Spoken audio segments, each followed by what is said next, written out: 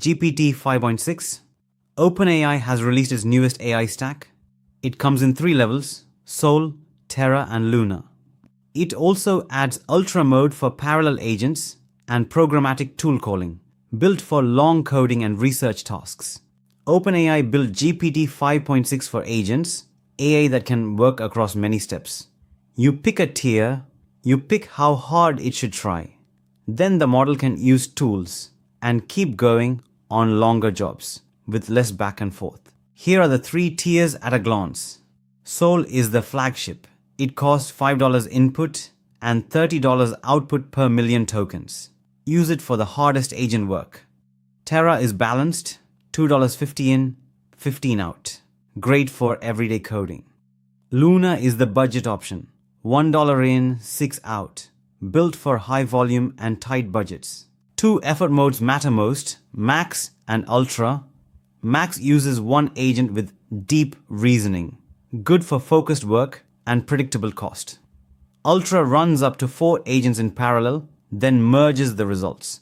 Better when you need to explore many options at once. Programmatic tool calling is a headline feature.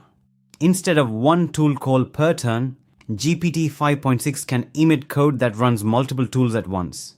That means fewer round trips and smoother multi-step coding agents. On benchmarks, Sol leads on many agent tasks.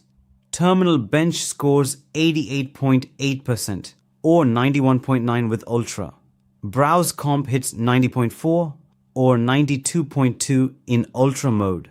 These are strong results on agent-style tests. Some rival models still win on other coding benchmarks. Caching helps control cost. Cached reads are cheaper. Cache writes cost a bit more. Air entries last about 30 minutes. The stack is rolling out across the OpenAI API, ChatGPT, Codex, and the Responses API, with multi-agent features tied to Ultra. In summary, Sol, Terra, and Luna cover flagship to efficient.